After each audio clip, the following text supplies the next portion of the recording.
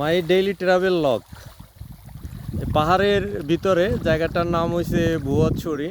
ভুয়াছড়ির গহীন পাহাড়ের ভিতরে একটা সুন্দর লেক।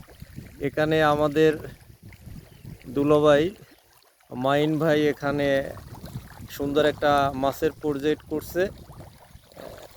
এই মাছের প্রজেক্টে এখন খাবার দিচ্ছে জাহাঙ্গীর ভাই। সে অত্যন্ত মৎস্যানুরাগী এবং এ নিয়ে তার অনেক বিশাল অভিজ্ঞতা আছে।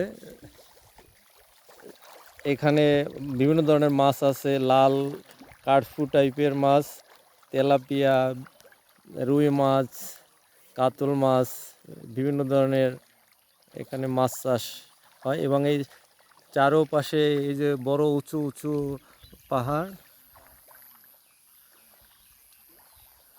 এই পাহাড়ের ভিতরেই এই মাছের সুন্দর একটা লেক। চারপাশে সবুজে ঘেরা মনোরম পরিবেশ, তারই মাঝে এই লেকটা অবস্থিত।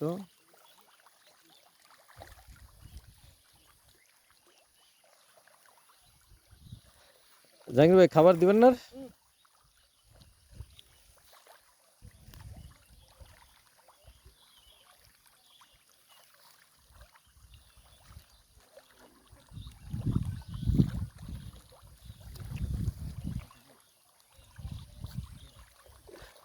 এমন এটা সদর থেকে কত কিলো হবে? 4 কিলো। আচ্ছা আচ্ছা।